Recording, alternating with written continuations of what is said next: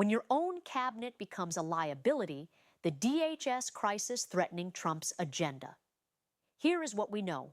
According to multiple reports from CNN and White House pool coverage, the Trump administration held what is being described as one of the most unusual cabinet meetings of the current term. The meeting, held this week, featured remarks from Treasury Secretary Scott Bessent, Health and Human Services Secretary Robert F. Kennedy Jr., and Commerce Secretary Howard Lutnick. But one cabinet member was conspicuously absent from the speaking roster. Department of Homeland Security Secretary Kristi Noem, standing visibly in the room, was not called upon to address the press or the cabinet.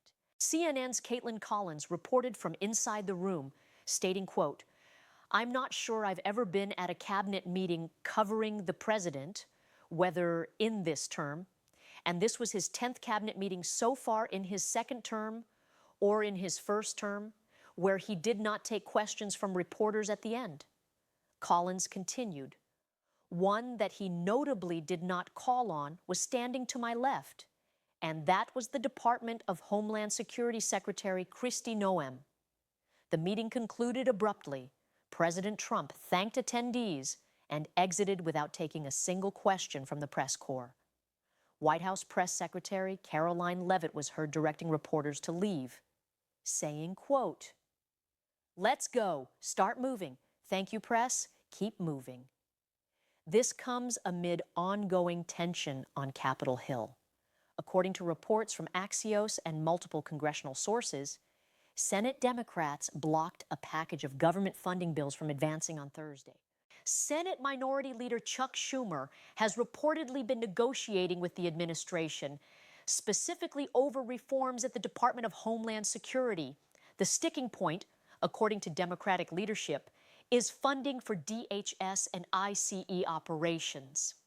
Democrats have publicly stated they will approve funding for other government sectors, but are withholding support for DHS appropriations without structural reforms. This follows a series of incidents involving immigration and customs enforcement and customs and border protection. The most high-profile case involves the death of Alex Prey, a U.S. citizen, during a federal enforcement operation in Minneapolis. Secretary Noem initially characterized Prey as a domestic terrorist, but video evidence released later contradicted that assessment.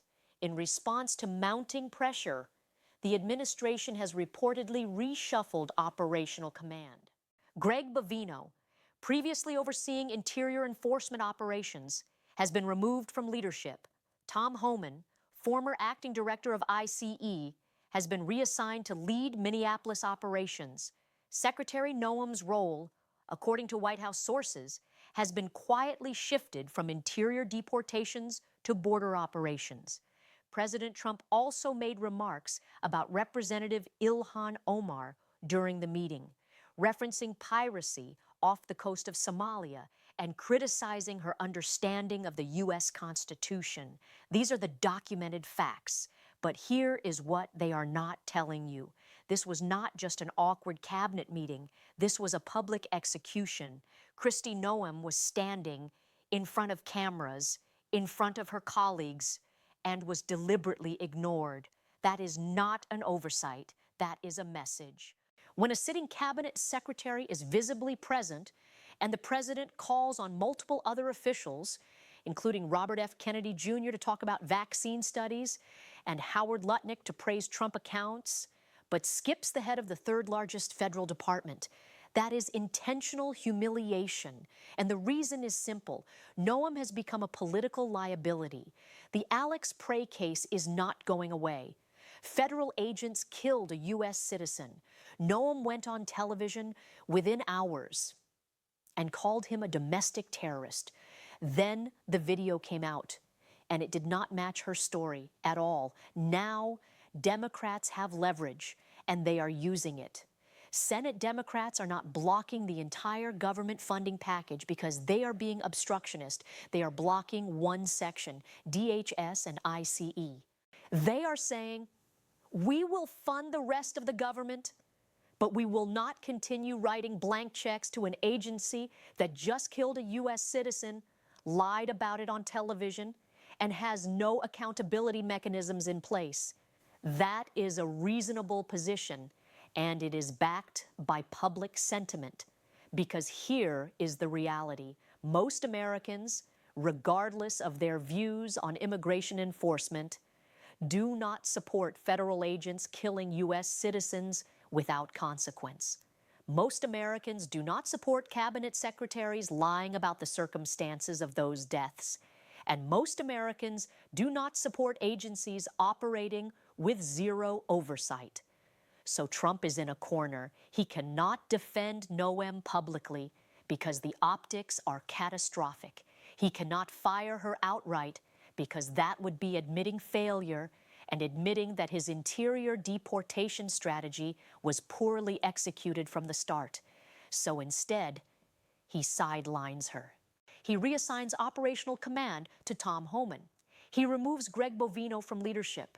He quietly shifts Noem to the border, where there are fewer cameras, fewer U.S. citizens, and fewer opportunities for public relations disasters. But the damage is done because now the administration is negotiating from weakness. Chuck Schumer knows Trump needs this funding package. He knows Trump cannot afford a government shutdown, especially not one caused by his own party's inability to manage DHS. So Schumer is extracting concessions. What kind of concessions?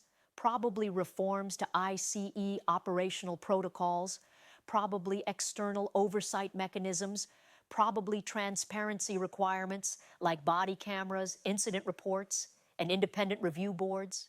And Trump, who campaigned on being the strongest negotiator in history, is now making concession after concession after concession because his own cabinet secretary created a crisis that handed leverage to his opponents. That is why he did not take questions. That is why the meeting ended abruptly. That is why Caitlin Collins looked stunned, because everyone in that room knew this was not a routine cabinet meeting. This was damage control, and it is not working now. Let us zoom out, because this is not just a domestic political crisis. This is a geopolitical gift to Canada, to China, to every foreign government watching how the United States handles internal instability. Let us start with Canada. Mark Carney, the new Prime Minister, is currently negotiating trade terms with the United States. The USMCA, the United States-Mexico-Canada Agreement, is up for review. Carney is a former central banker. He is calculated. He is strategic. And he is watching in real time as the Trump administration gets bogged down in a domestic crisis that it created for itself. So what does Carney do? He waits. He waits for Trump to be desperate. He waits for Trump to need a win. And then he extracts concessions because Trump cannot afford to fight a two-front war. He cannot fight Senate Democrats over DHS funding and simultaneously fight Canada over trade terms. So Carney gets leverage. He gets better terms on dairy exports. He gets better terms on steel and aluminum tariffs. He gets better terms on dispute resolution mechanisms. And Trump, who is supposed to be the master deal maker, hands them over because he has no choice. The same logic applies to China. Beijing is watching this unfold. They are watching Trump's cabinet implode. They are watching Senate Democrats block government funding. They are watching the administration scramble to reassign operational command in the middle of a crisis. And they are thinking, this is the administration that is supposed to impose massive tariffs on us.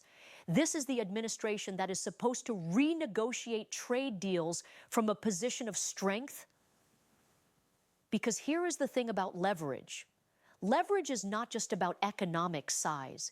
It is about stability. It is about predictability. It is about competence. And right now, the Trump administration looks chaotic. It looks reactive. It looks like it cannot manage its own internal operations, let alone execute a coherent foreign policy. So when trade negotiations begin, China will drag them out. They will stall. They will wait for Trump to be under pressure from Congress, from his own party, from public opinion. And then they will make him choose between domestic political survival and foreign policy wins. And historically, presidents choose domestic survival because they need funding bills to pass. They need their own party to stay united. They need to avoid government shutdowns. So they compromise abroad in order to stabilize at home. That is what happened with Richard Nixon and the Soviet Union. That is what happened with Jimmy Carter and Iran. That is what happened with George W. Bush and North Korea. And it is about to happen with Donald Trump and China. Because when your own cabinet is a liability, when your own party is fractured, when your own policies create crises that hand leverage to your opponents, you do not negotiate from strength. You negotiate from desperation. And desperation is expensive. It costs you tariff concessions. It costs you trade terms. It costs you geopolitical influence. And the irony, the absolute irony, is that Trump ran on the promise of making America strong again. He ran on the promise of winning trade deals. He ran on the promise of projecting strength abroad. But instead, his administration is hemorrhaging credibility because it cannot even manage a single cabinet department without creating a constitutional crisis. So here's the prediction. Within the next 60 days, Trump will sign a government funding bill that includes DHS reforms he did not want. Within the next 90 days, he will sign a USMCA revision that gives Canada better terms than they had before. And within the next 6 months, he will scale back his tariff threats against China because he will need a win, and Beijing will offer him just enough to declare victory, while keeping the structural advantages they have built over the past decade. And all of it will be because Kristi Noem went on television and lied about killing a U.S. citizen. That is the cost of incompetence. That is the cost of mismanagement. That is the cost of prioritizing loyalty over competence. And the world is watching. So here's the question. If your own cabinet secretary becomes a liability, do you fire her publicly and take the political hit? Or do you sideline her quietly and hope no one notices the weakness? Because right now, everyone is noticing. Drop your thoughts below.